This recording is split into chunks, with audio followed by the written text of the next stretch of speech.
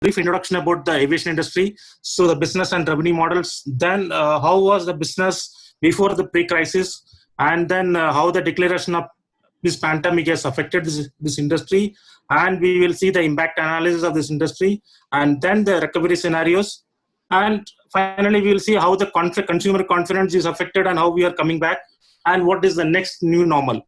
So this is the agenda for this session, and I'll try to close it by 1 hour, given 1 hour time.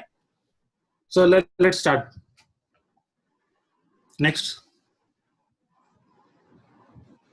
So this is one of the good quote which I recently read about. So it's the previous one. It's about life is not about finding yourself. It's about creating yourself. Because at this current scenario, things is that like we are totally disrupted, and we have to create ourselves. So how we are going to create ourselves in this competitive environment is most important at this point of time for the survival in this business games. So we will see how we are going to, how this aviation industry is creating themselves to survive in this unprecedented times. Next slide. So this is about brief introduction about me. So though they've spoken about it, I'll just put a few words. I've been working in the leading airlines in India, and in fact, MROs, it's basically called as maintenance, repair, and overhaul agencies, and the regulatory authorities, because every industry will have their own regulatory authorities. I've been a part of the regulatory authorities as well. And in my last 15 years of experience, I've been a part of airline startups. Then I've been in detail, I've been into leasing management and done a lot of aircraft induction into India. Then in addition to that, I had done a lot of complaints and audit management for organizations. So in addition, I had done enterprise risk management and part of business continuity planning and performance improvements. So this is about myself. So you can go to the next slide. Yeah, next slide.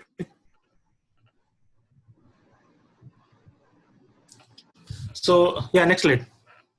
So first we will start with the basic introduction about this industry. So as we all know, this aviation industry is basically a service industry. So the history of this aviation starts maybe right from the previous slide.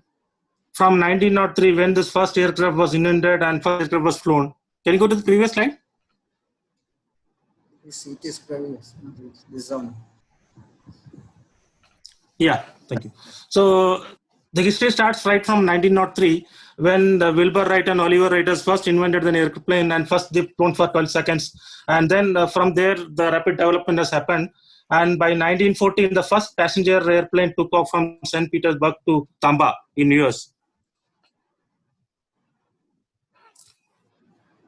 Okay, I'll enable my video. I saw him. Okay. Yes, fine, sir. Thank you. Yeah, okay. So is it okay now? Fine, sir. Yeah, okay. So the similar time, India also had this same kind of. It didn't started with passenger transportation. India started with something on airmail and other things from Allahabad and Delhi and other things. So it's about 120 years of long journey for this industry. So this industry has, over this last 100 years, has transformed this world by providing rapid connections, you can say, or helping to enable the globalization and helping to shape these modern businesses and today's experiences of the individuals. And in fact, it has helped in trade. So helping this, facilitating this trade, and in a larger extent, and finally it has contributed to its economic growth. So and industry has gone through a lot of regulatory era, and there are other technological issues which has happened. And over a period of development, in the last 40 years has seen enormous growth in passenger traffic and growth in this transportation. So and the last maybe 40 years, we are in all over the world, we have about 16,000 city pairs which the world aviation is connected now. And the last 40 years, the cost of this air transportation has dropped way off. So what like taking away the inflation factor, actually the cost of maybe about 1960, 1970 for a trip, and maybe 2020 today, it's about half the value actually what we give. Yeah, next slide.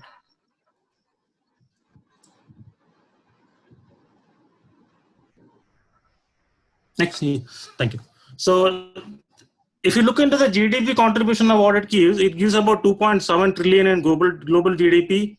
When it comes to Indian GDP, as per the February to financial year 2019 data, it has contributed about $72 million. This is about the direct contribution which I'm talking about, and it's about approximately 1% of the. It's the third largest aviation market in the world in terms of the passenger volume, because India is a densely populated country and next to China. So, though we are not, India was the 7th largest market, maybe till a year back. Now it has gone to 4th and 3rd largest market in the world, and it directly contributes about more than 4 lakh jobs directly, and there are more than 9 lakh jobs which it's in the supply chain, which it contributes. And in addition to that, spending on tourism and other things which again contributing to the GDP. So, and again further this supports tourism, which again as a catalyst for tourism, and it again supports that. And if you look, as I said, it enabled a lot of things for transportation of these goods. And so if you look at 1/3 of this volume, I think by value, it has been transported by air. So next slide. So the best. So there are a lot of explanations which can be given by the pestle forces which is acting on any businesses. So similar way, even aviation industry is prone to a lot of macroeconomic forces which is impacting it. So some of them, if you can note it, listed down is basically the fuel prices, basically the price of the fuel which we are spending for the energy power, basically. And second thing is exchange rates, because more than 60% of the trade happens on US dollars terms, because it is fully on international trade.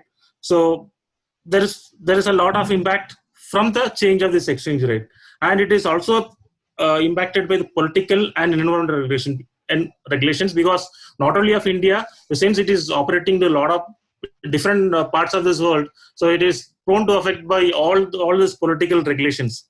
And since it is a part, because air transport is again depends upon the GDP growth, so this has a direct correlation with the economic cycles.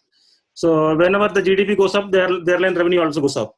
So, and it is seasonality, because you can see the people travel only on the seasons, and there are off seasons which in aviation industry has. So it's about 6 months we will have business and 6 months we will not have business, this kind of scenario. And it is again prone to natural disasters, and finally yes, pandemics. And in addition to that, it is largely shifted to customer preference, and there are purchasing patterns which we'll have to look at. So, and because air transport is basically is a part of the disposable income, and the disposable income goes up, the air transportation goes up. Yeah, next slide.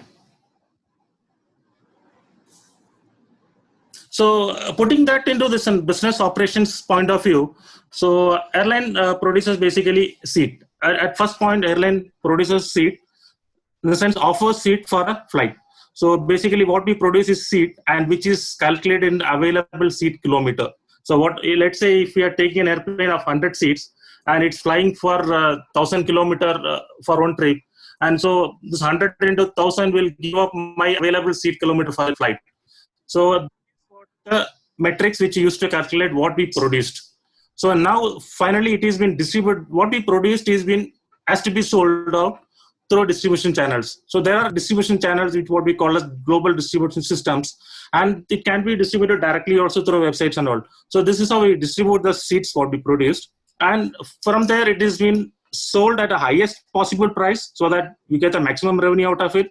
So the revenue what we say, the metrics what we used to calculate this revenue is called as RASK, revenue per available seat kilometer. And to have a positive EBIT, the cost what we produce and the revenue what we get, the cost should be less than the RASK, so that we get a, so the bottom line is always profit, and the cash should be always less than RASK, so that the profit will come in. So this is the basic fundamental of how the, and there are other uh, revenues as well. So this one part of thing is revenue is the seats, what the seats which is being offered to the passenger. And second thing is we have belly space in the aircraft, we have a cargo space where we can carry cargoes. So that is a part of revenue which an airline looking at. So the third thing is an ancillary revenue, because the moment you come into an airline, you could see other than seat, you might be purchasing extra baggage, you will be purchasing the seat comfort, leg rooms, and there are other things, the meals which you purchase, the merchandise what you see, all this will be part of the ancillary revenue. Okay, next slide.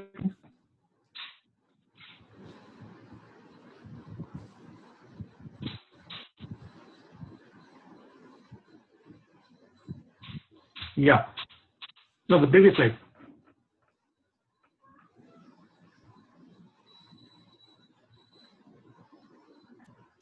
Truman, can you do the previous slide? Yeah, okay, thank you. Fine, next slide. I finished this. Thank you. Sorry.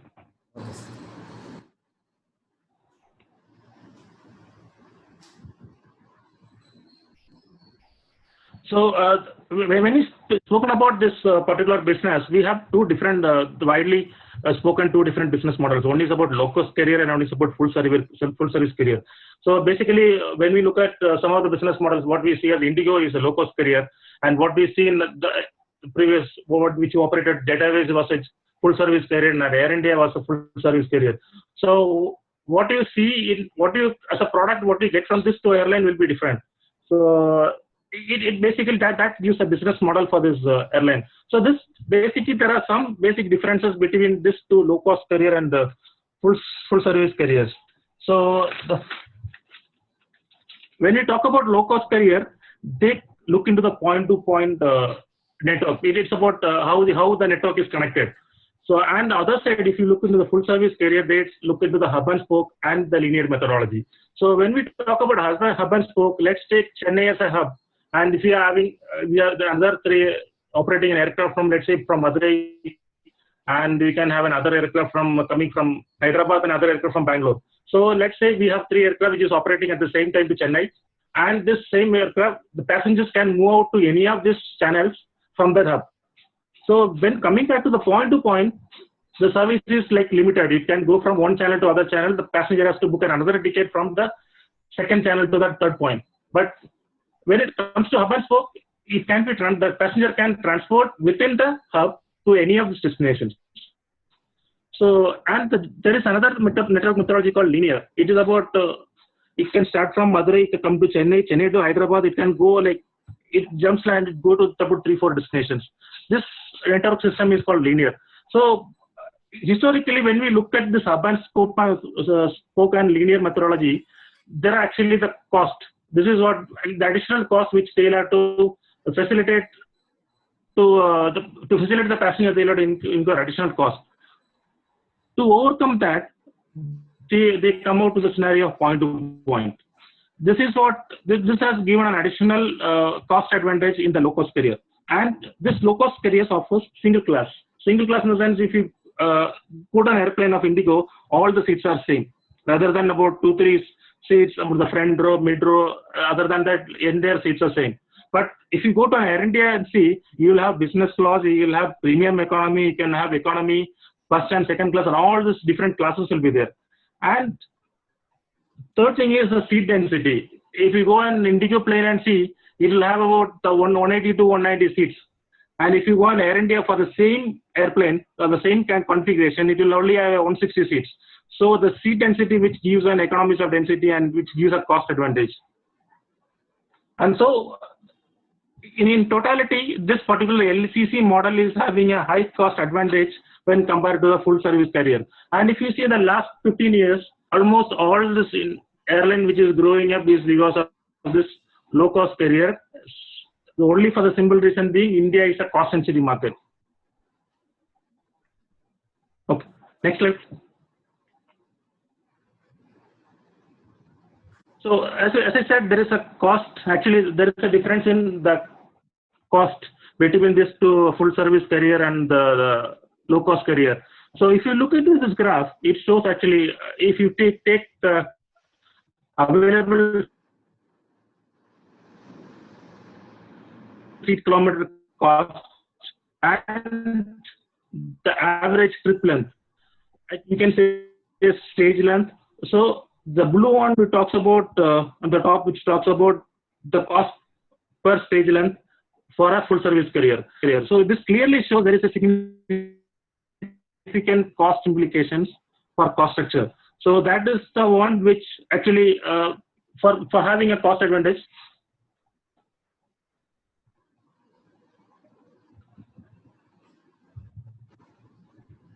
So there is a message. I saw that the voice is interrupting. Can you hear me now? Yes, now you hear me. Yeah. Okay. Yeah. Go to the next slide, please. Yeah.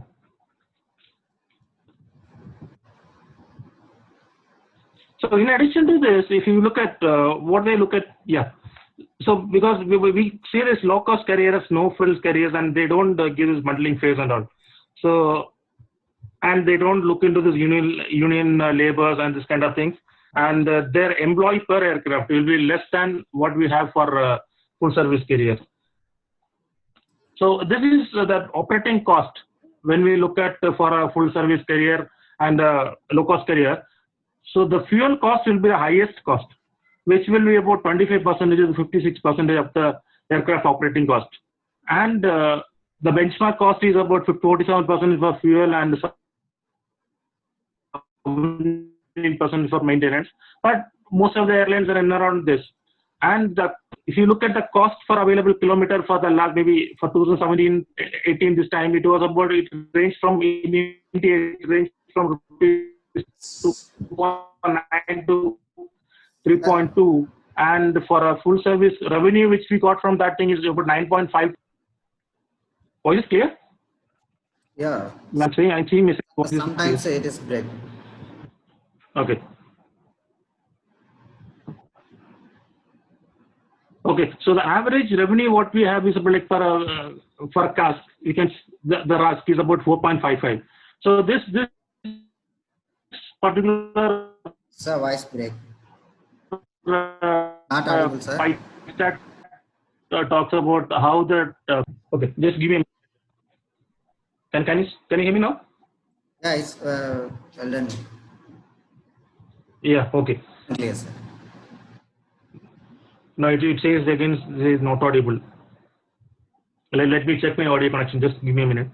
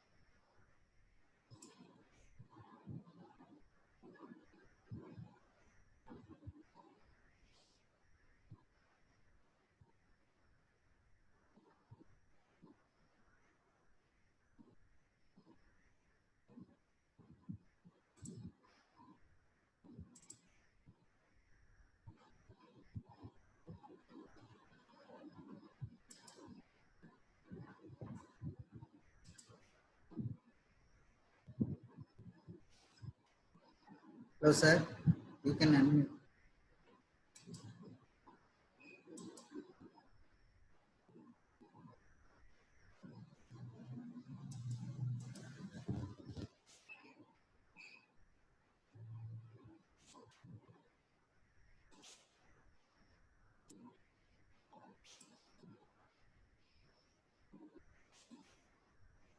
No, sir.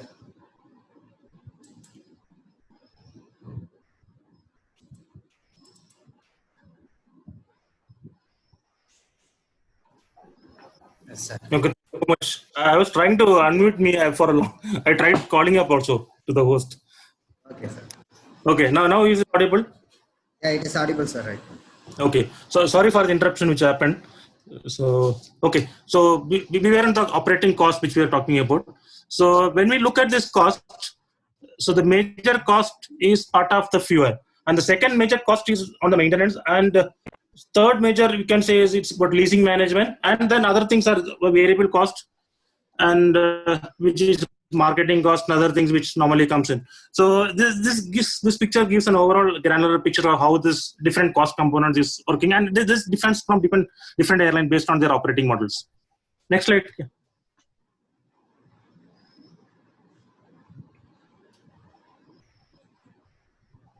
Next slide.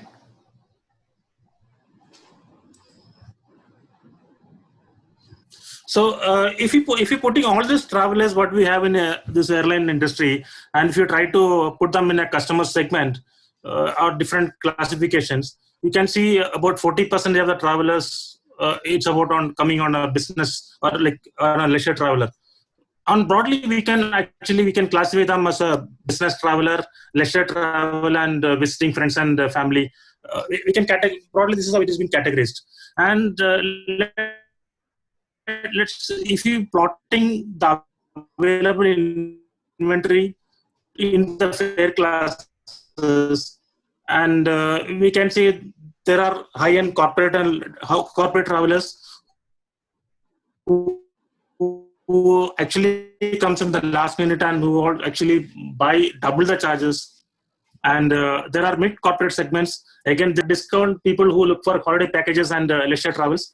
And there are last minute travelers, like these people are independent travelers who actually in the last minute will be running around shuttling between cities and all. So this is how we can put it up. But if you're putting that in a normal distribution curve, about 40% to 50% will be about leisure travelers and discount travelers only. So and rest all it's about last minute. About only 20 to 30% of people are from business travelers, but the revenue from the business travel is about 75% because the potential of the willingness to pay. So this is the one place where a lot of airlines will have different packages for corporate travelers, because normally corporates books through a different site rather than a lot of corporates. There are travel management companies which will actually manage bookings for corporates. So there are different offers which go to corporates. Yeah, next slide. So, and total, there are different revenue streams which an airline has. First thing is, as we said, the seats which we produce, that's the capacity of this airline, which is calculated in available seat kilometer. And second thing is the yield which we get from that passenger. That is the revenue which we get from the passenger. That's the RASK. So that's the second impact.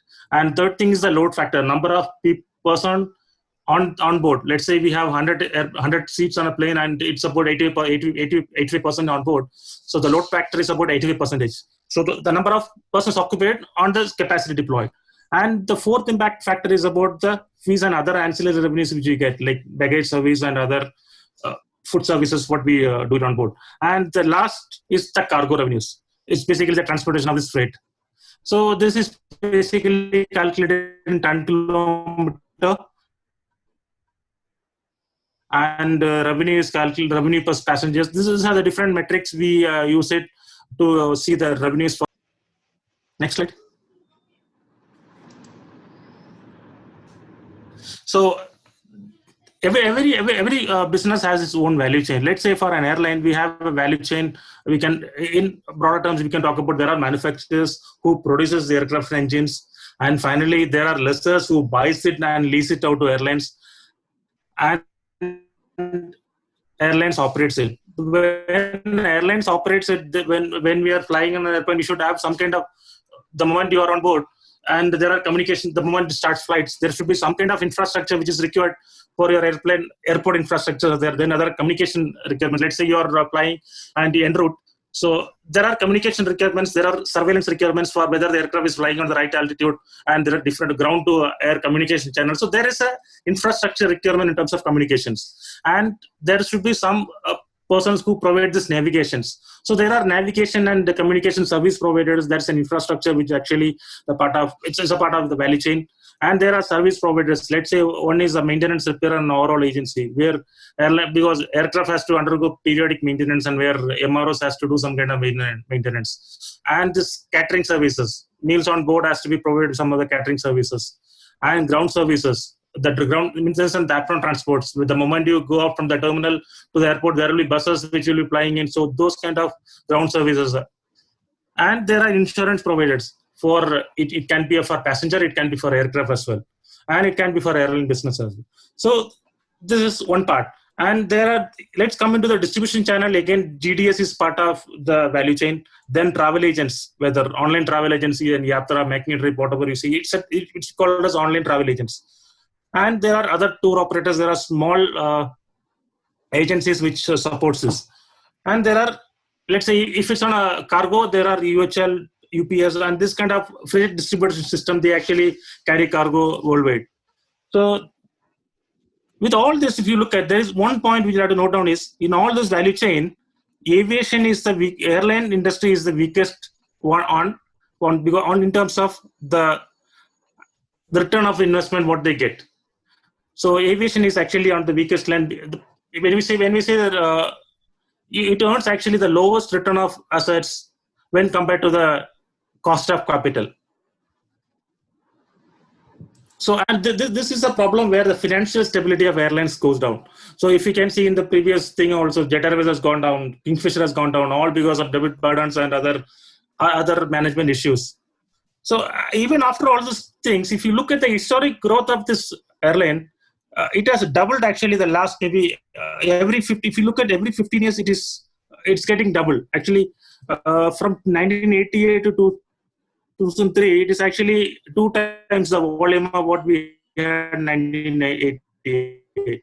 So in 1918, we had 2 times the volume of what we had in 2003. So if you're taking the same scenario of growth, the airline industry by 2033 will be double of what we have now. So this is actually the projected growth. So now it's not that there are not issues, but there are a lot of issues which has come out earlier also. It's not the first pandemic which we are facing. There are other pandemics like SARS.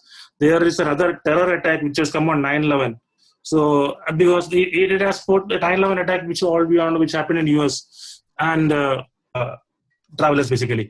And every crisis, there are a lot of things which we learned and which airlines has come out in a bit different risk. Now we have a very resilient plan so that, yeah. So next slide here. So if you look into the similar growth, currently India is having about 673 scheduled planes. So if you are looking in the similar growth of double the growth of what we have today, so we will have about 1,100 planes by 2027, and we will have about we need to have about next 15 years. We need to have about 13. Now can you?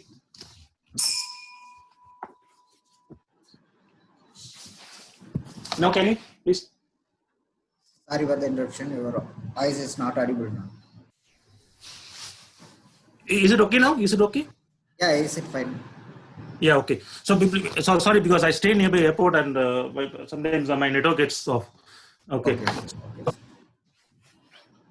Coming to the point, next 15 years, we would like to have about, if everything goes well, we need to have about 39,000 airplanes to match with the economic growth of and the passenger growth of what we are seeing now. So next.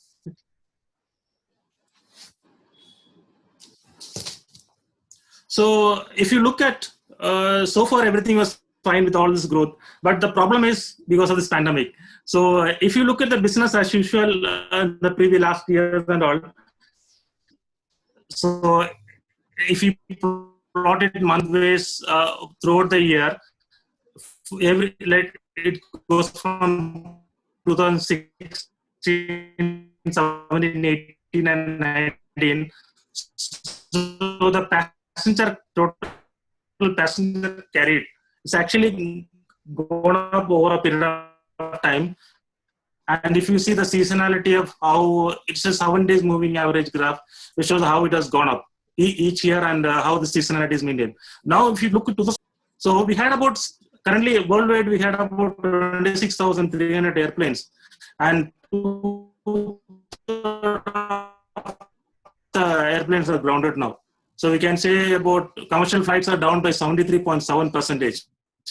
And it slowly started coming up because China has opened this market. They deployed their capacity, and it's starting coming up. So this is the peak volume, the pre-crisis volume growth pattern of how it has gone through and how it is expected to grow. But now, because of this pandemic, there are some impact, which we will see in the coming slides.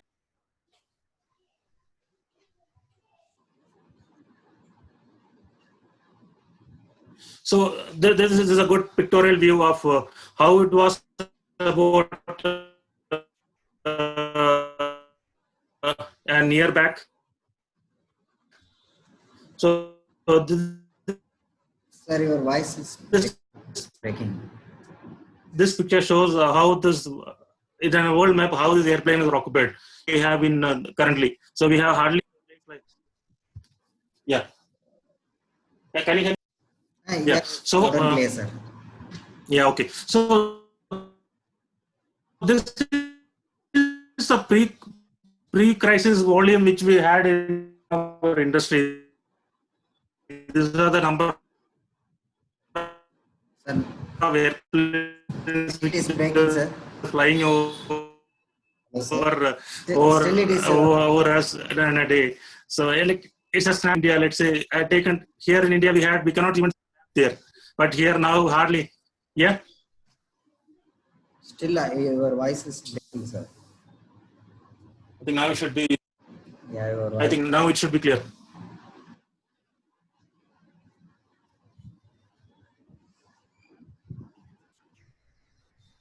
I think now it's clear. Yes, sir. Audible. Okay. So we see hardly an airplane flying over India. So the only the numbers what we're seeing here is because of the cargo planes, which the passenger planes has been used as a cargo plane to convert since we don't have a passenger to fly. So yeah, the next slide.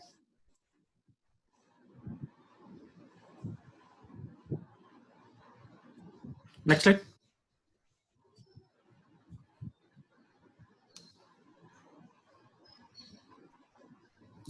So this particular figure shows how the previous one.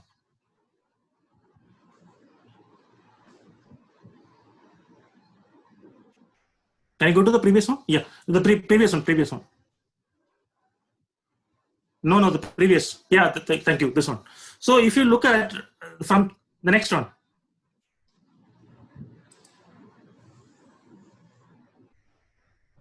So if you look at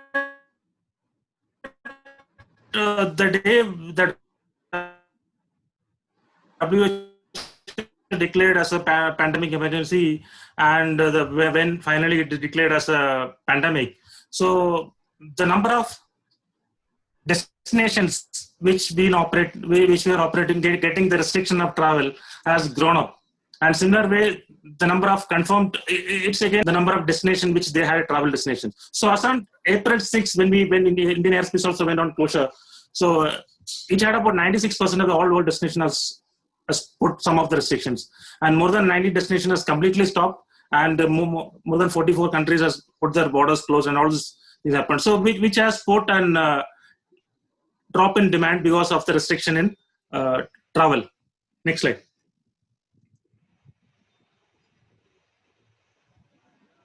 So, as I said, this is not the first pandemic which airlines are facing actually. There are other pandemic which we face right from 1911, 1918, H1N1, and even the last one what we faced is a SARS. So it did had a greater impact on airline because it was the traffic volume what we had at that time and what we have now is maybe double, triple of what we had in 1918 and or 19 maybe the last 2003 is which has doubled now. So the even if you look at the velocity of this disease spread is also increased. So the impact of revenue which they can bring down or the drop in passenger carried has just come down now to from minus 35% to minus 65% because of this pandemic. So if you can see there is a sharp decline in passenger carried in the year 2019, the end of 2019, immediately it has dropped down because of this pandemic. Next.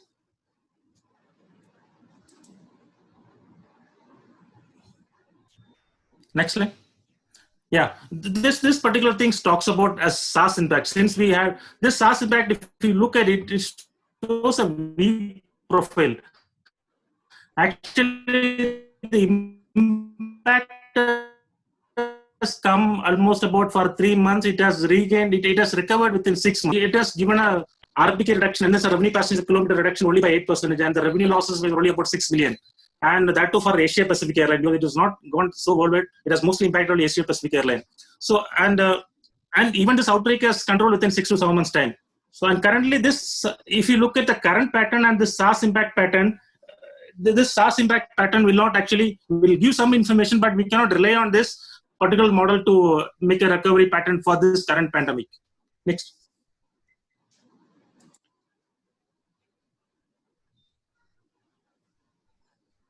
Next slide. Yeah. So even if you see actually this is the original capacity which was planned. So and the number of available seat kilometers which were planned to deploy for business. And if you see the capacity, actually passenger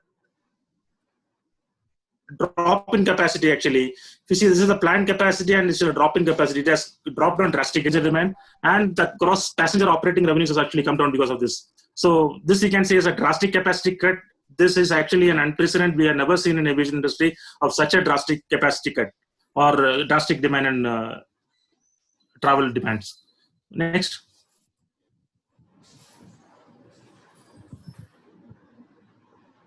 So even if you look at this is number of change in flights, I said we have about more than 23,000 flights worldwide and number of about 96% of the flights have been now grounded. So this gives a country-wide view of how these airplanes are grounded. And now, if you look into the Asia's diagram, maybe the month of January and February, there was a drop. And further, there is a drop because this is a drop because of the China's drop. And continue that, other countries also, Malaysia, Thailand, and other Asia. If you see from the month of April, there's a slight upward trend because of the China's reopened their market. And they started coming back. They deployed about 30% of their available capacity for the flights. So next. So with all this, now what we're seeing is a new problem. So as we said, we have to put it all together. The demand is zero now due to travel restrictions. The revenue has gone to zero, literally gone to zero. And the capacity is dropped by 95%. Other because the 5% what we have only utilization of this cargo planes and all. So and cash reserve, most of the airlines will not have more than 2 months of cash reserve in hand. And this inventory is basically perishable in nature because the moment the airplane departs, the inventory what they had cannot be reserved because it's a service-based industry. And because of this travel capacity and because of this travel restrictions, there is a lot of cancellation which has come. If you can take it, it is 10 times more than the normal volume of cancellation what an airline handle. And most of things are for refund. But there are some other regulations which there are some airlines which take it for a long-term credit and all. But there are regulations which has to be said this has to be refund. And the cash outflow, because the fixed cost of this business is about more than 40%. So there is a cash outflow, and in addition to that, there is a variable cost also which has to be, which will be there if you operate. So this became totally an unprecedented times, and airlines has to battle for the survival. So this is an additional issue other than the economic factors which are actually already affecting the fuel issues, which is already affecting. This pandemic became another issue along with other multiple issues which we have. So it's a simple common sense that unless until any business without revenue cannot sustain by itself, right? So this is the current problem what and we will see in the current how this impact is in the next slide. Next slide. So if you look at, as I said, the last slide, about 40% of things are about fixed cost, and let's say if there are refunds which the people are claiming for the travel, the cancellation of the tickets, it's more than 3,700 crore for India itself. And in addition to that, couple of the airlines have stopped paying salaries for their employees. So there are not all, maybe a couple of small airlines, but even if there are flights which are operating, they are operating with very weak load factors. So, and which will actually again put a problem of survival in this industry in the current scenario. Next slide. Next, yeah. So, on a rough estimate, if you look at what is the impact of worldwide and in India, so this will give a fair understanding of how much it impacted. Let's say in Asia Pacific region, the impact of capacity drop is from minus 38% to minus 70%. And there is a passenger revenue drop from minus 234 to minus 414 million. And the passenger numbers drop and the revenue drop is minus 48 to 86 million. This is for India, it is about 25,000 crore, 24 to 25,000 crore revenue loss for only for airlines in India than this, because there are a number of airplanes and their trip pattern is different from India, because their number of is totally different. Because of developed countries and developing countries, there are some differences. So that kind of metrics will work out there. So right, and the drop in revenue.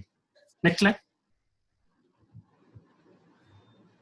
So this impact is not only for airline business; it is fully for the value chain, because the world, 2/3 of the world fleets are grounded, and definitely there will be no maintenance for the maintenance repair agencies. There is no fuel which we are going to take because we are not flying. There are no cargo. Even cargo operators also, there are problems with supply chain because very limited connectings, and even ground handlers, there are no business. And further, travel and hospitality, definitely there is nothing, because tourism has to come up for this industry. So which is actually again a problem. It has hit the complete value chain of this aviation industry. Next.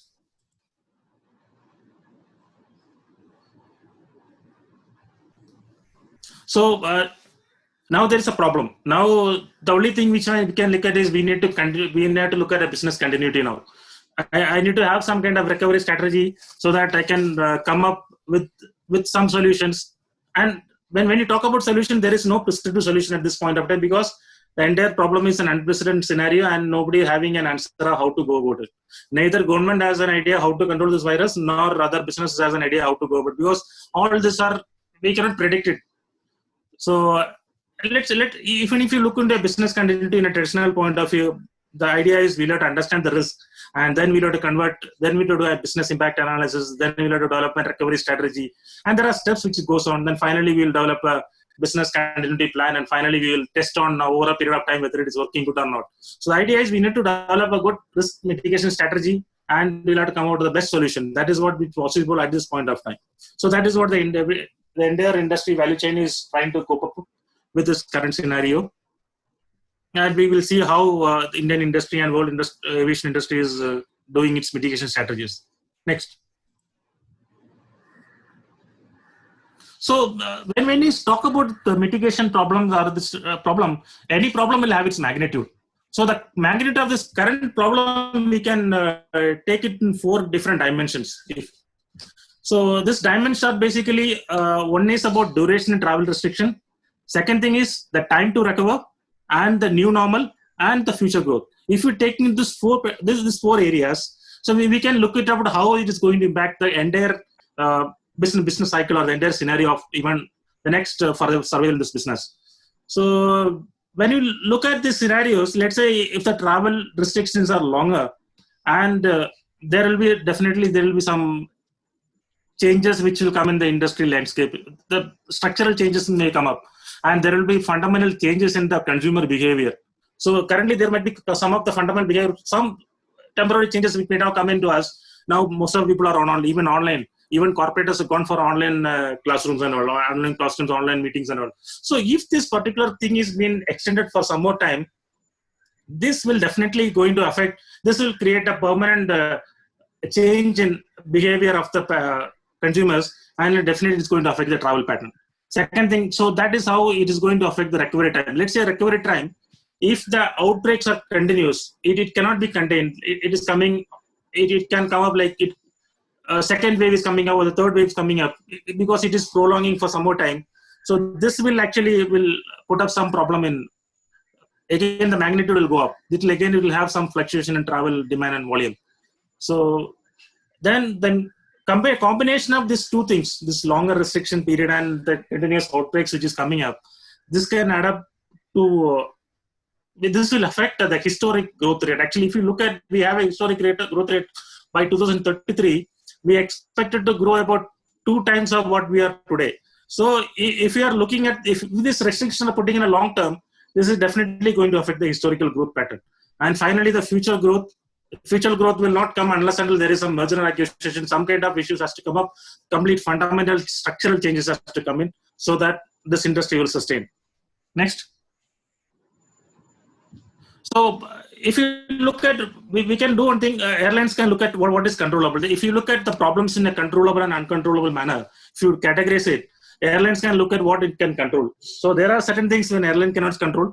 Let's say virus propagation is something like airline cannot control because it's something on a government lookout and it's a public lookout, because if this is not been controlled, this will actually put up a problem in demand recovery scenarios, because the more this problems goes up, the demand recovery the prolonged problem in recovering this disease actually, or this containing this disease will actually carry forward this demand recovery scenarios in the next maybe the quarter 1, quarter 2, or it can go up to 2022 as well.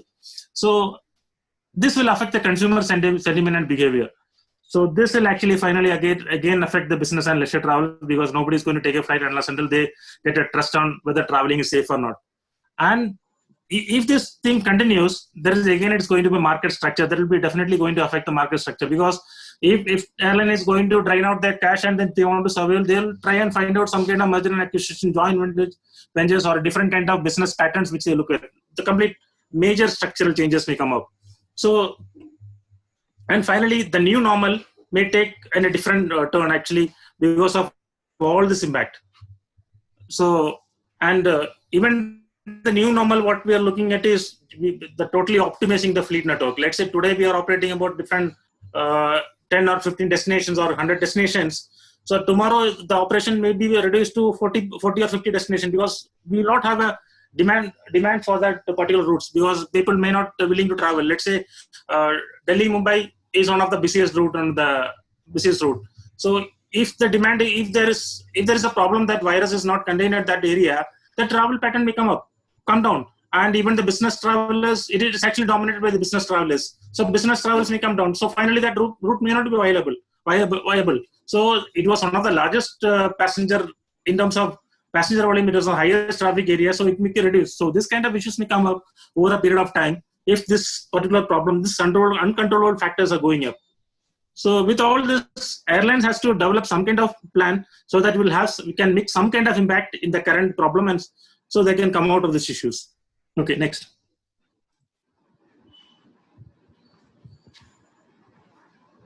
So some of the interim measures which this airline has taken currently is about, we started about renegotiating the contracts. Then something about, there was some voluntary reduction of salary, and there are some people, some industries which are looking at this, some companies, and deferring the payments basically. So there will be always a long list of creditors normally looking for, let's say, lease payments and airport payments. There are things which goes from an airline to another value chain. So one thing what they're looking at is a deferment of payments, because they don't have any revenue to come in, they don't have a cash reserve to pay off this thing. So they're trying to look at these are the interim measures that they're looking at. So and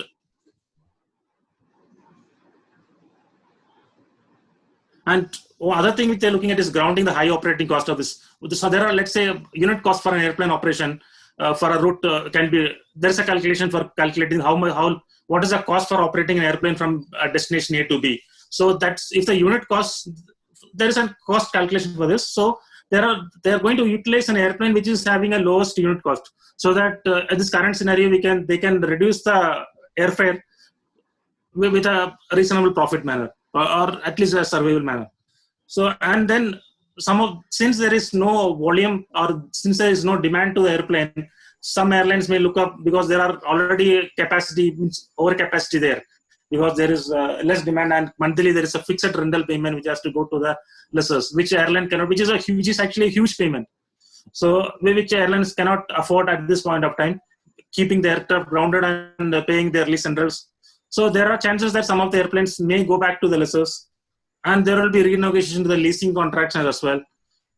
So in totality, and there are something which the purchase orders which has been released by some of the airlines to procure some of the part has been cancelled. So all these are some of the interim measures which an airline took to come out of the scenario. Yeah, next. So let's analyze this recovery. So there are a couple of recovery scenarios which has been analyzed recently. One of the things which talks about it may take a V-shaped recovery or V-profile recovery, where this recovery can take within we can take within 3 to 6 months time, and we will rebound to the original volume of pre-crisis volume within this year itself. So another recovery pattern which shows about U pattern recovery, which is kind of a delayed cure, but it's definitely going to come back. But it may take some more time to get back to the pre-crisis volume. So there's another pattern which is L-shaped, prolonged U-shape and L-shaped recovery. Probably we may not go back to the pre-crisis volume and the historic growth projections what we had what we projected earlier. And there is another thing which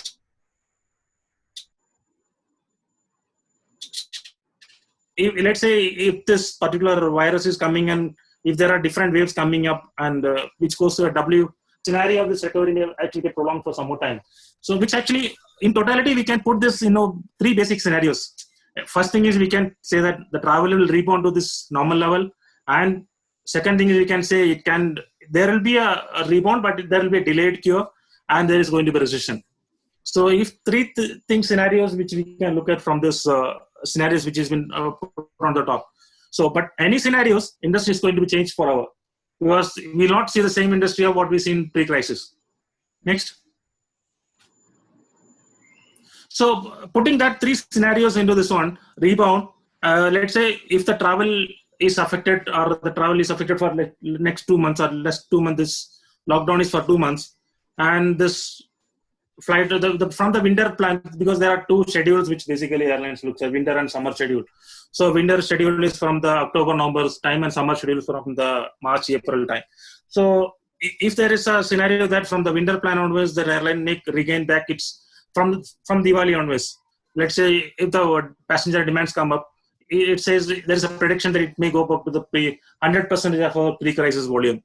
So, or let's say if there is a delayed cure, the restriction may be prolonged for next 4 months, and then it may take some more time. The volume actually does not come back by Diwali or next season, and this will get impacted, prolonged to the summer of 2021.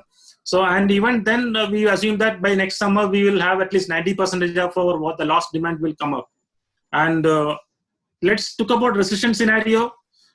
Let's see that if it is affected for more than 6 months, and even the winter schedule of 2021 is getting affected, because next 1 year, and it is further prolonging to up to 22, the travel volume will rise only maybe 22, 23 at this point of time. But maybe it will come back only up to 80% by 2023 or end of 22.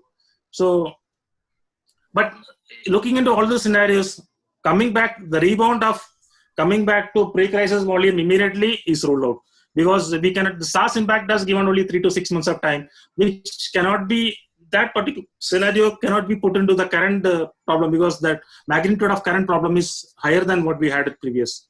Next.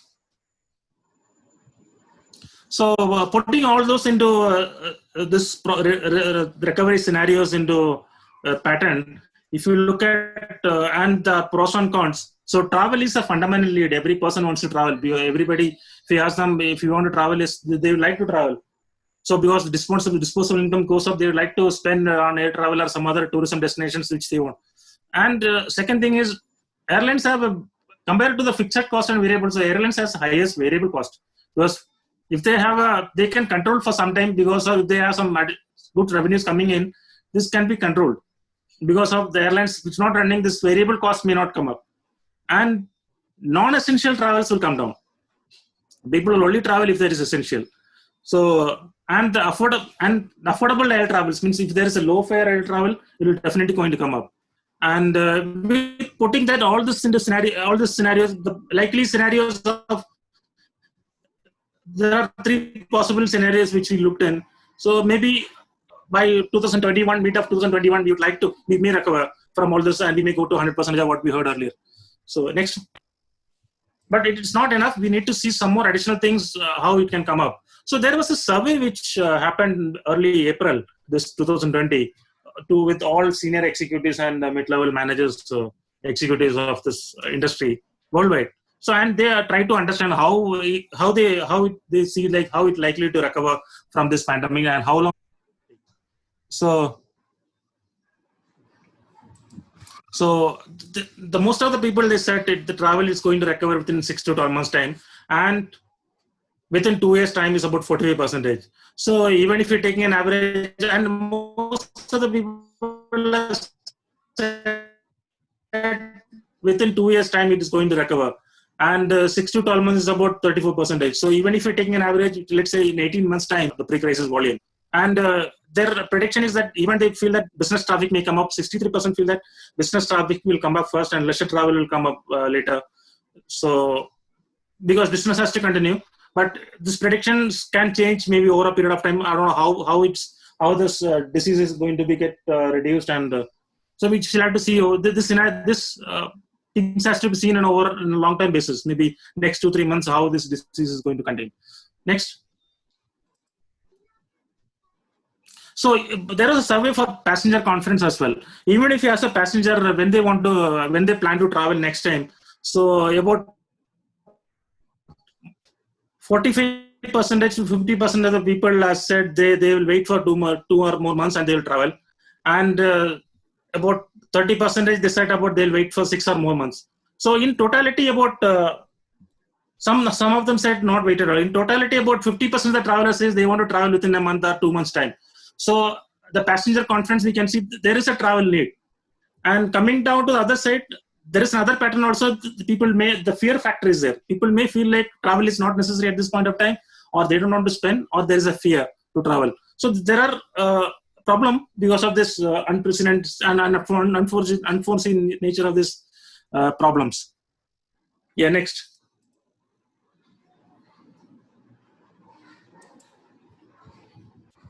So, and there is a prediction that since we said air travel is directly linked to GDP, air travel will grow up as along with the GDP. There is a strong correlation between these two. So there is a prediction that there is a GDP growth may fall down by 5% this year. So in that case, this is 4 times larger than what we had in the previous 2008 crisis, global financial crisis. So the problem here is because of this crisis, GDP growth rate, the problem is, though there is a fear pattern, though we are trying to avoid this, building trust and avoiding this kind of fear and trying to build the consumer confidence, this GDP issue may have a problem. Again, because it will affect the disposable income directly, and this may have a problem in rebound of this travel pattern. So this is one of the crises which may come up if GDP is going down. Next. So with putting all those into scenario, yeah, the previous one. The previous. Yeah, this one. So looking all this into all the scenarios, the next one, sorry. Yeah, thank you. So looking at all the scenarios, putting down all the scenarios, what we've seen in the past. So the travel may come up, maybe this problem may prolong for next 2-3 years. And there are scenarios maybe not even, let's say this talks about the historical growth rate, the predicted growth rate. And even at 2024, we are 10% lower than what actually we predicted. So this will actually have, let's say, if the travel pattern is reduced, number of travel demand is reduced. So then there is a problem that number of airplanes that is secured will get reduced. So it will affect directly on a manufacturing industry. It will directly affect on airport industry. So the long-term pattern, if you look at the current scenario, yes, if the travel is not come back, then it may affect, it will get prolonged up to 2024 to 2025. So this could be unless until there is a fundamental changes which happens in the industry or some behavioral changes which is not getting affected, we are traveling back.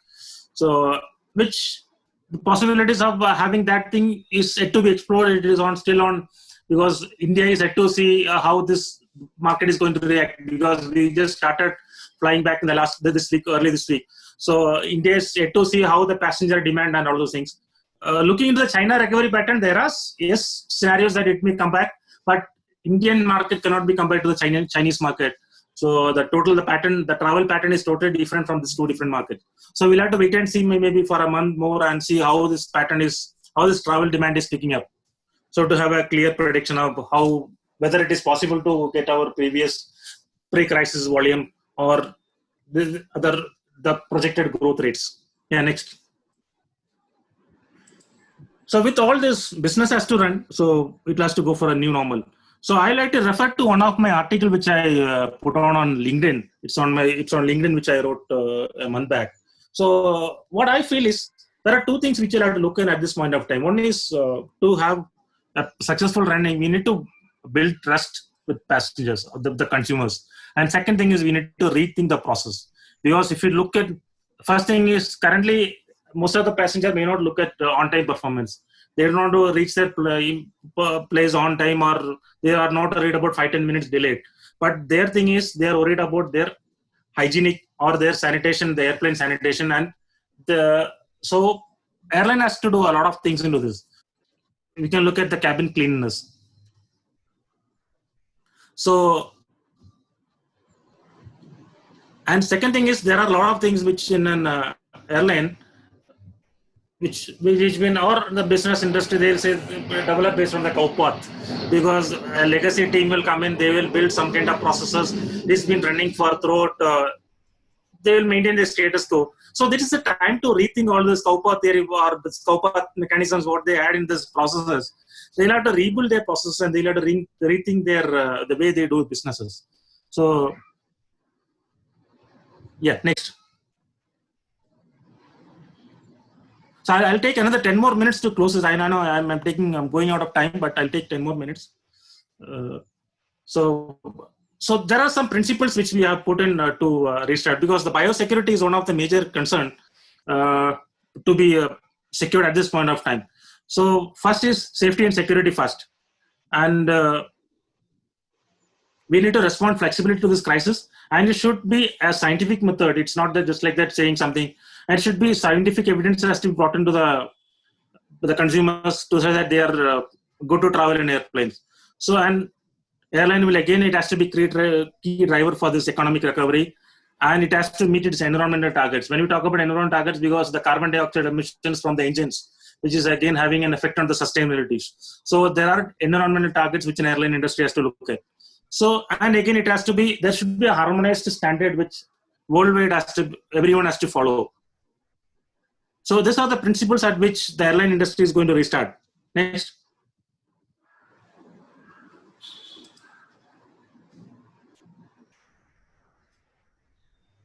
So to come up from that problems, so there are certain things which airlines has to make some changes. The first thing is the airlines has to put up policies which actually work for both. It should be a win-win situation for consumer and airlines. Let's say the tickets which has to be extended for unlimited time period, or for the credit which is given to them.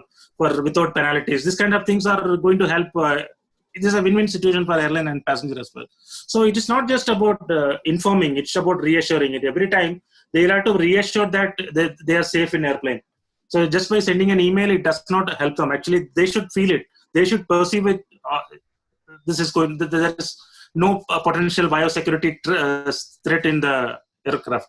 So, and then airline has to walk the talk and over communicate. They cannot send multiple emails because just because sending a push notification to anyone does not solve a problem, because people get irritated. So there should be a limit to how it should communicate and what should communicate, and should lead by example. So this is something which has to be put in fundamentally in a DNA to see that, okay, we are restart before we restart the operations. And aviation will do its parts to restart the operation, and will definitely going to support the economic contributions. Next. So next. The previous one.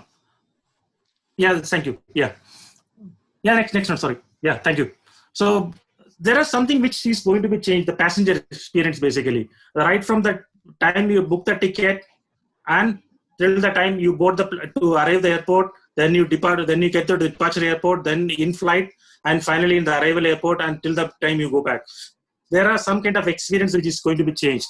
So mostly the entire documentation is going to be on electronic basis. So no more hard copy tickets, no more hard copy printouts of boarding, this kind of issues and all. So, and there will be a lot of self-check-in kiosks which will be put on airports for supporting this kind of electronic activities. And one thing which I have to mention here is HEPA filters. This is something which is put on airplanes because it's about the efficiency of this filter is about 99.995%. It means that it is equivalent to the ICU, the hospital ICUs. The filter, the cabin air quality, what we have in that airplane is about 99.95% pure. So it can contain all the virus, even if it's spread on airplane, it can get contained in the filters. It will not get affect the passenger. Yeah, next. So this is the basically the HEPA filter. So all the airborne dust and dust particles and our virus will be removed. So the efficiency is 99.95%. The air which you get in the airplane is clean. So for that reason, you don't have to worry because there is a pattern of airflow in the cabin, and the way there is a airflow from the top, throughput from the top, and there is a suction from below. So this air, because of the circulation, it is not possible for this one to spread within that, because of the velocity of this airflow. It is not possible to spread within the cabin. Next. And the cabin sanitation, what we're looking at. So since this passenger sanitation and hygiene, this particular process has been amplified, and there are a lot of efforts has been put in by this airline for keeping this airplane safe, clean. So there are different hygienic practices which the airline follows, and this has been promoted to, it has been showcased in a lot of social medias also. If you follow any of the airline, you can see there are a lot of videos which they come up, how they clean the airplane and all. So this is just to reassure the passengers, saying that yes, they are safe in airplane, and it is actually happening. Yeah. So, and they are reconsidering the flight schedule. It is no more the 25 minutes or 30 minutes turnaround time, and immediately they are going back, they're flying back. Those kind of things scenarios are not there. They are grounding the airplane. They will clean the airplane properly. Because they don't want a negative impact on some COVID-19 passenger coming in, or it's been spread on an airplane. And next. So as I talked about disinfection, there are clear-cut maintenance process which is there to be used for disinfection. It has been approved by the World Health Organization and different regulatory authorities who is dealing with it. And every night stop and every transit fully cleaned. And there is 0% chance that the virus get infected in an airplane. So the additional process which we are putting is the routine cleaning and preventive disinfection. And there is in-flight disinfection and disinfection even after an event. There are different processes for all those scenarios to look at. Yeah, next.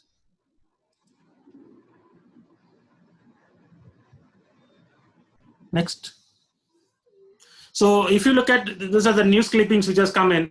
So the Bangalore airport has gone completely digitized. And if you look at other news, AirAsia has gone end-to-end contactless services. So right from their end-to-end travel is now fully digitized. So this has happened only through a collaboration. Now the collaboration will play a very important role for this business passenger experience.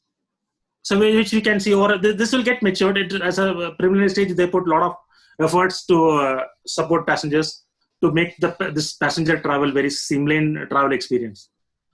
So next. So and there is a so you can see this, how it's going to change. There's a small video which I want to play. You can play this video.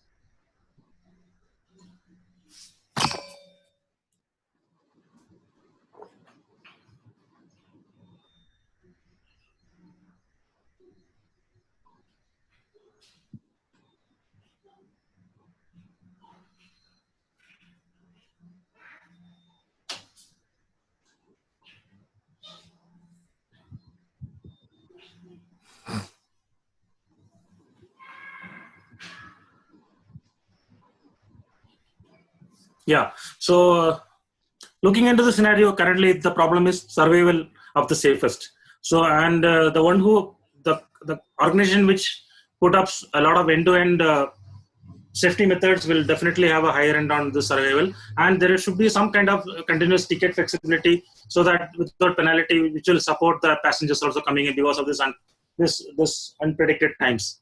Yeah, next. So if you see on side, there are a lot of things, preventive measures and safety issues which have been taken on side, and other things is a cost which needs to be balanced. So there are different cost scenarios which will an airline has to maintain its break-even load factor so that it can run revenue, that it can earn revenue from it. So because an average break-even load factor is about 62%. So if the travel demand is less than that, the problems may come up that airfare may go up. So it may put a pressure on airfare, and fuel price is going to be maybe stable for some more time because now it has come down and now it is cheaper than petrol or diesel. The aviation turbine fuel per liter is now reduced about to 22, 23 or 24 rupees per liter.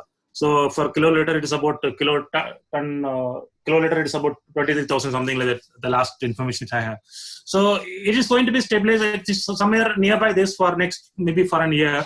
So this will actually help in reducing the airfare, since it's about 40% of the cost is on a fuel. So definitely it's going to help.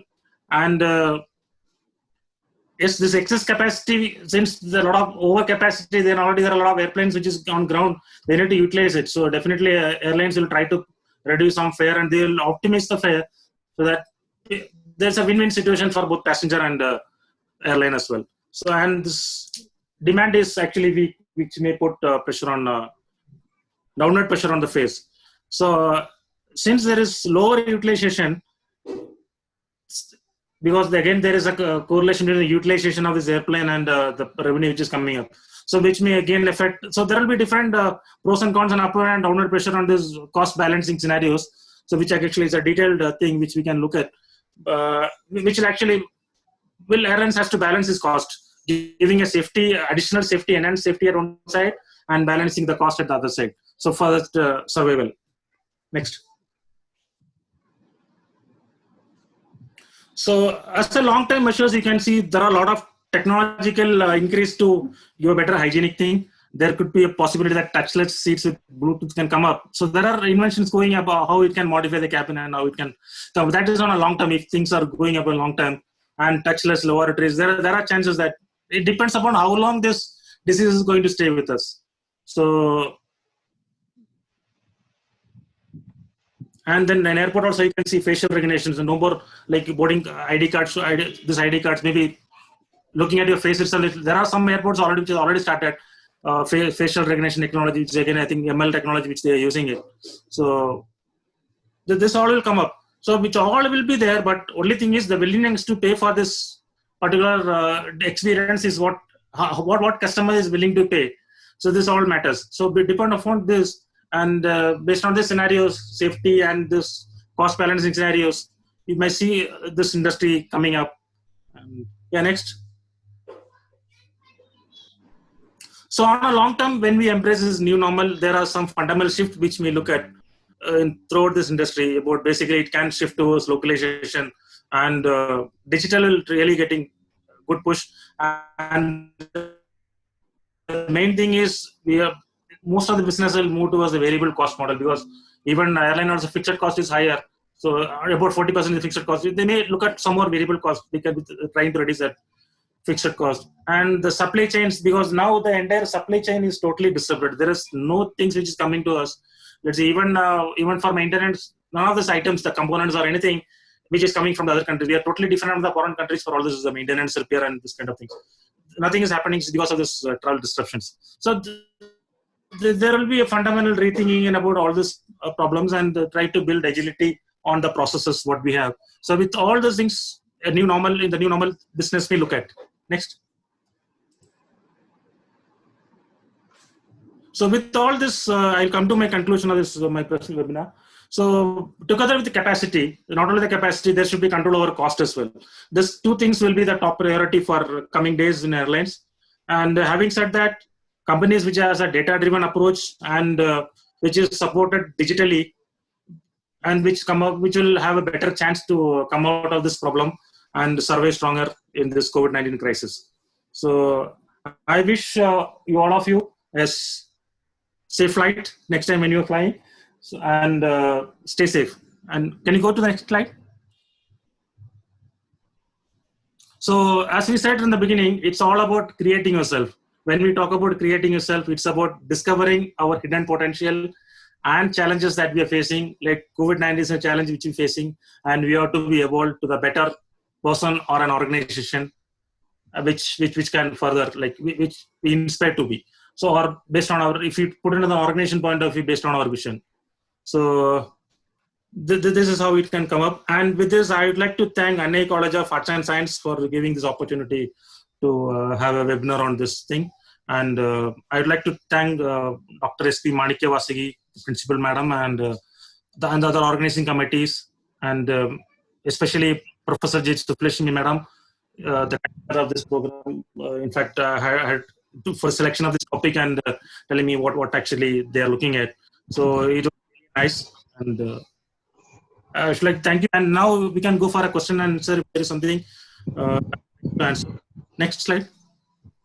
If there is something you can put on us chat box, I can. Participants, any doubts? Yeah, you can.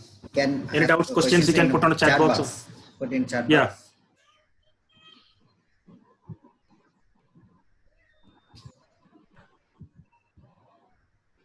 Questions, put in chat box.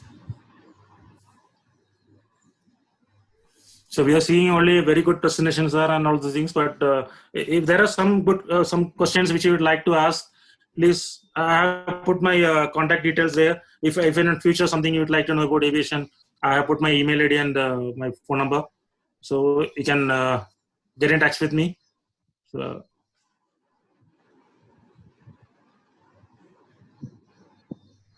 So what would be the role of Federation of Indian Airlines in containment aspects? Yes, definitely. They'll have to. This is an organization, it's a not-for-profit organization, which actually definitely they'll have to build. They'll have to be part of regulatory aspects, and they'll have to support industry. They'll have to take industry problems, correlate it. They'll have to put it to the government, and they have a major role to play to taking our issues to the government and putting it in the right way to the government, rather than telling it in isolations. Addressing through a forum. What is your idea like when this COVID-19 issue will get solved, sir, and will get back to the normal life before this question is from Muhammad Sajad. Sajad, as we discussed in this thing, so there is no prescriptive solutions for this problem. So whatever this, since this is an unprecedented scenario, whatever the available informations and the previous knowledge what we had and what we can take it, analyze through our data. So the likely scenario is that we may recover if everything goes well. We may recover by the end of this year or beginning of next year. The entire things may come up. We may go back to the normal life of what we have in pre-crisis volume of what we had in maybe in February or January 2019. And yes, when it, I think probably I answered your question on, I answered on in general on about aviation, how it may recover back to the scenario. So hope I answered your question. Your presentation is just outstanding. Thank you so much for your comment. And what is the impact of aviation industry in stock market, especially Jet Airways? Okay, this is from Gayatri. Yes, definitely. Yes, Jet Airways has gone down. It is immediately the other shares has gone up. Actually, the people has. It is not always that Jet Airways come down. There was an impact, but it is a short-term impact. And even now, because of this COVID-19, there was an impact on Indigo shares. It has gone down. But the moment they are said that they are going to fly back, the thing has gone up. So it has come down to 50%. Then immediately it's gone up. So there will be fluctuations, but definitely it's going to stabilize. It takes some time to stabilize. What about jobs, sir? Who are the freshers? What should they do during the COVID-19? Is there any chances as of the companies are removing their workers so that they should think of? This question is from Shakin Sharim. So to Sharim and to everyone who is looking for a job, what I'm trying to say is you try to use this time. There will be some issues because industry is not the same way before. So there will be some problem in getting the jobs or new jobs available in the market for next 1 or 2 years, maybe next 1 year. I don't know to say that 2 years, like maybe for the next 1 year. So what we can use this time is to try to upgrade your skills. So there are a lot of things which is coming up, AI, ML, digital technologies, data. So which you try to upgrade your skills. So job market is something like this, selling your skills and getting paid for your skills. So the more you upgrade and better a skilled person, there will be a lot of chances which can help you out in getting a job. And when I'm trying to say this, I say this, the employability skills. You try to improve your employability skills, the chances of getting the employability will be definitely there. Maybe it's not going to be forever like this, but definitely it's going to come back. So the moment you come back, you should be prepared to get a job. So there are other things, nice presentations. Okay, thank you. And the digital verification of ticket, etc. Will it be secure? And yeah, I would say that it is secure and safe. There are protocols for ICT and how they are managing this data and all. The cyber security is one of the area which airlines are deeply looking at. They don't want to share any of this passenger identity to anyone. So you don't be worried about it. Most of the things they are safe. And the cyber security attacks are not nowadays. It is not that too much. There were attacks, but nowadays you don't frequently see the cyber security attacks. So next question is about is Air India privatized and what is the reason? So Air India is at this point of time, what I see is I don't see next 2 years nobody's going to buy that, because already there is an overcapacity and nobody want to take that burden into them. Now it's a time to survive, and I don't think that they will think about the growth. But again, now it has to be under the government hands. This is as per my opinion and what I read from the articles and other things what they have in industry. So, and one more thing is the cost of managing this Air India is so high, because as I said, it's a full service carrier and it's fully the cost of handling these employees, and there are a lot of unions and there are utilization part. It's not that efficient of how a private airline used to handle. So there are challenges in handling Air India, but somebody may come up to buy this airline, maybe not immediately, maybe next 6 months or 1 year time. That's not my opinion. Explanations. Okay, thank you for that. And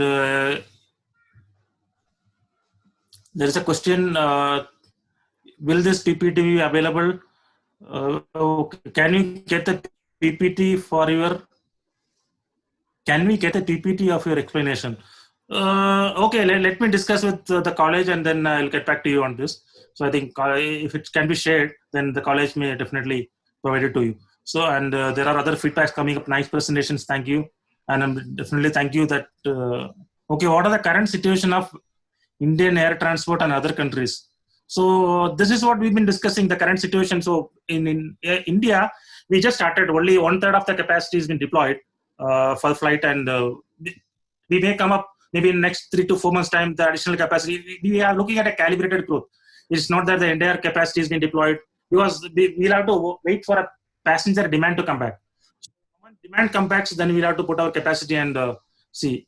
So otherwise, since it is a perishable, it's an inventory is perishable, so it's no point of putting all this thing there. But current situation is that what we discussed, there are a lot of revenue making challenges, because the ancillary revenue is totally cut off. And because now currently we cannot sell anything on board, merchandise, neither food. So this contributes about 20% of the revenue, passenger revenue. So now this revenue has gone. Only what we have is a seat, the revenue which we get in the seat and the cargo. So which is quite difficult to manage. And in addition to that, as I said, there is a additional cost which is incurred because of the additional safety precautions that has been taken. So there are other things. Okay, is that the airline industry has to rely on government policies and procedures in order to get revamped? Yes, there is, to some extent. We will have to get into. There should be a support from government, because the Indian industry, as we see historically, there are a lot of other issues, right from the FTA issues to other issues what we face, business growth strategies. So there are a lot of issues which will have to be looked into the government policies. And definitely there should be support from government. So historical market growth rate. So it's another question. So there's another question from Bhuvaneshwari. Historical market growth is estimation in aviation industry pre and post crisis.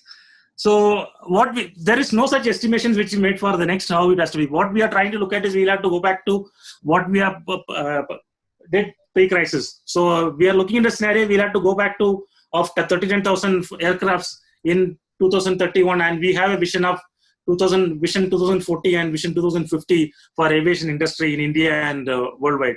So we are always looking at that vision, and we are not changing the vision. We are still with that vision. We are moving towards it. So definitely there will be some challenges, but definitely there will be actions to meet that vision. So and the next question is from Airways in India. It's profitable on our prestigious one. So the question is from J Lakshmi. So it is both. I should say it can be a prestigious one, but I don't say it's a profitable one, because as I said earlier in some session, airlines in the total value chain, airlines is one of the things which is get the least revenue, or the cost of capital and the revenue what they get, the return of investment on the capital, the margin is very less. So when compared to the online travel agencies, let's say Yatra and Make My Trip, they only get technology which they have, and the cost of investment is very less, and the return what they get is higher comparatively. So this maybe an airline revenue in turnover base it is higher, but the cost of capital is also higher. So comparatively, this ratio is not a great thing when you look at. If you say profitable, I don't see a great return on investment, but it is given an average return on investment on airline. But it's not that like other industry, but it is definitely support a large scope of value chain. They have a very good ecosystem. For that, yes, to some extent it is profitable, but it is to some extent it is prestigious also. Air travel is always prestigious. Most of the people say that, and there are other people say nice presentation, and okay. So I don't see any other questions which is coming up. So hope I have answered all the questions what you asked. So if there is any other questions which I'd like to answer, please you can put it up to me, or else we can end this presentation if okay, people, okay. So next slide. Thank you, sir. Yeah, I should say thank you, and thank you for the management of having this session. Very nice presentation, well explained, well interaction, sir. Thank you, sir. Now I invite Professor Suganya, HOD, we come to say a word of thanks. So Sonia ma'am. Yes, sir. Is audible, sir? Yeah, it's Yeah, audible yeah, right yes, yes, now. please. Okay, sir. Very good afternoon to one and all. We sincerely thanks to every one of the participants. I, on behalf of our management and the fraternity of the institution, first of all, extend my sincere thanks to our respected principal, Dr. S.P. Monikavasigi ma'am, both Vice Principal, Professor S. Ilanchalian sir, Professor K. Raja sir. I really thanks to our head of the department, Professor J. Subhashini ma'am, and even organizer, Professor V.B. Prabhakaran sir, and even coordinators from placement officer Dr. T. Tirumulan sir, IQAC coordinator Professor Lata ma'am, and dear faculty members. And I extend a very heartily thanks to our chief guest, Mr. Vinod Wilford Manager, who spent a time from her busiest schedule to grace the online webinar session. Once again, thanks to everyone. Thank you so much. Thank you, ma'am. Thank you, sir. Everyone. Yeah, I should say thank you everyone for having me here, and definitely I can have feedback from you.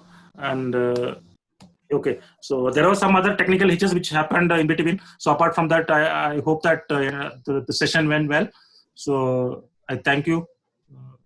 Thank you, So, sir. Thank you, everyone. okay. Thank you, everyone.